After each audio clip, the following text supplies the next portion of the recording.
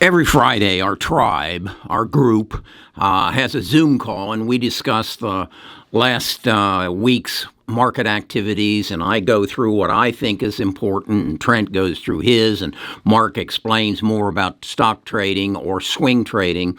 And this Friday, it got a bit heated, basically because there is a difference of opinion as to AI and when is AI going to take an effect. And I made the statement that if you have not, by the following Friday, listened to the Tesla earnings call, I demand that you put on your forehead a tattoo that says dumbass. Because if you're an investor and you want to be a part of what is going to happen in the future and you don't listen to Tesla's earnings call, you are a dumbass. And so declare it to the world and we'll get it out of the way. Well, some people got a little upset about that and thought I was a bit of a dumbass myself. But the reality is AI is going to change our world. And the way that Elon and his four compatriots basically explained it is eye-opening. They're going to turn my cars into money-making machines. And so the question came, and Trent brought it, okay, yeah, maybe, what if, but when? When is it going to happen? Well, again, if you listen to the earnings call, Elon and them basically explain it. They tell you that the autonomous automobile is there. They have 1,800,000 of them out there. The problem is the states have not basically said that you can go ahead and take your feet off the pedals and your hands off the steering wheel and you're fine. But the states aren't there yet. So again, the question became when. When is, as Trent said, and he's right, that AI is not a real economic driver until you and I adapt it, until you and I become a part of it. AI right now is in the hands of big tech. And here, look at this. This is something I put together that Meta, Amazon, Google, Microsoft, Palantir, or Apple, Tesla, and Palantir has basically said this is what they're going to spend this year in 2024 on CapEx, research and development, towards AI. So you can see there that Meta is making the biggest contribution from a percentage point of view at $40 billion. Totally, it's $206 billion they're collectively going to spend. But again, that's money being exchanged basically from these people with Jensen Huang and Micron and people like that. They're basically, at this point, building the infrastructure for the delivery of AI. The real question is,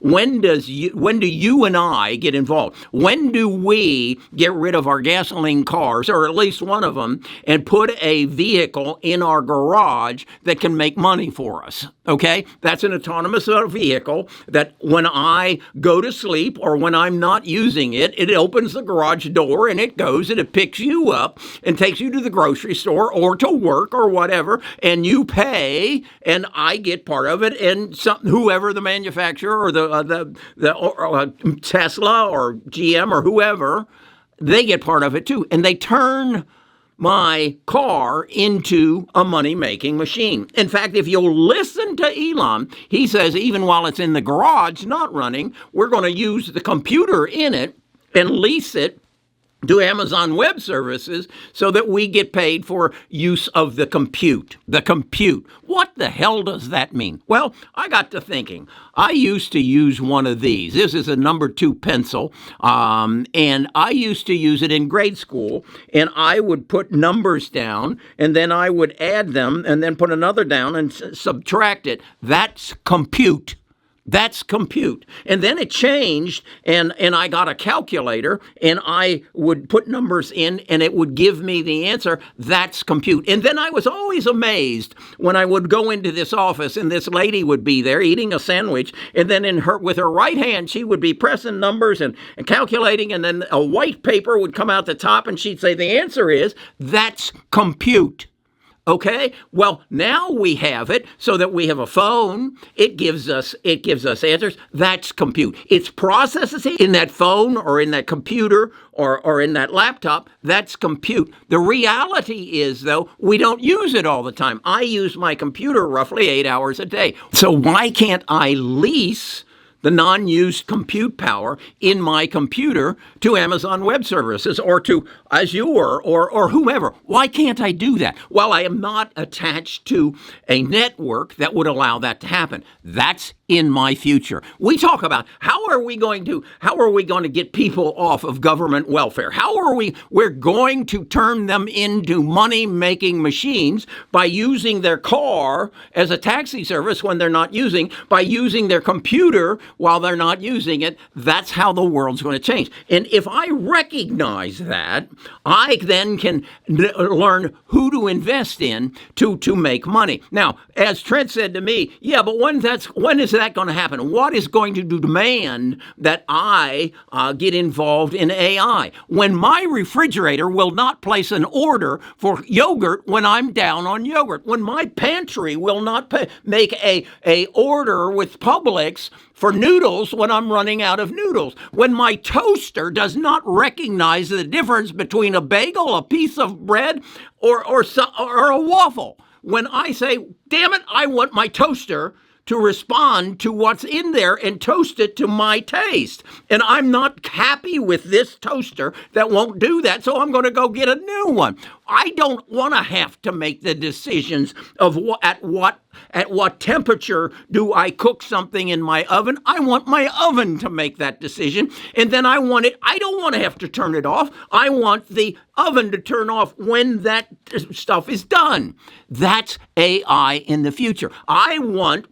When I want that, I'm going to demand it. And Trent, that is when AI is going to take off. How far off is that in the future? I would say 2 years. I would say I will be demanding a new toaster in 2 years. The other thing I'm going to be demanding is an AI stock choosing program. That's what I'm building. I'm building an AI program that I'm bringing all the data in to analyze it, but I've got to then put my mind to it and analyze that data and come up with a decision. Like right now, I believe the investment opportunity of the lifetime is there because I'm not yet demanding a new toaster. But when I do, semiconductors are going to explode because everything that is in my house will be replaced. I don't want to sit down and have to decide what I'm going to watch on Netflix. I want Netflix to say, based on your history, based on your mood, Kerry, because we've been gathering that data all day, and we know that you're a little depressed and you need something to build your funny bones up. And so this is what we're going to show you today, Kerry. I want that, and I will demand it. Now, right now, where I recognize the opportunities is the semiconductor demand is not there. So they're depressed. So I have stocks like AEHR, who is down 45%, and I know they're going to come back because I've analyzed them. I have stocks like SoundHound that I know is going to provide me with a device that is going to have my data on it. It's going to have what I want. It's going to be my stock trading platform that has AI in it that is built around semiconductors and AI, and it has nothing to do with commodities and things I'm not interested in. That's what SoundHound is going to present to me. I recognize that SoundHound is basically like Netflix. Netflix recognized that we did not want to go to the store and rent videos. We didn't want to receive them in the mail. We wanted them digitized so that we could pay $19.99 a month and have them at our will. That's what the digital revolution, the AI revolution, is going to provide me with those things for my specific needs, for what I want, for what my world. And that's what I'm going to invest in. I'm going to find another SoundHound. What is SoundHound like? Amazon? Remember how it put Borders out of business because it gave me the books that I wanted? Right now, I also, how about Audible? Yeah, they put the books in my ears, and I'm dyslexic, so I can't read that well. So they adapted something to my need and created a business out of it. That's what else I'm looking for, and that's what my tribe brings to my attention and says, Kerry, have you looked into this stock? It's going to change. Da da da. But I can't do that by myself, so I have a tribe. So I get together. That's how I started this video.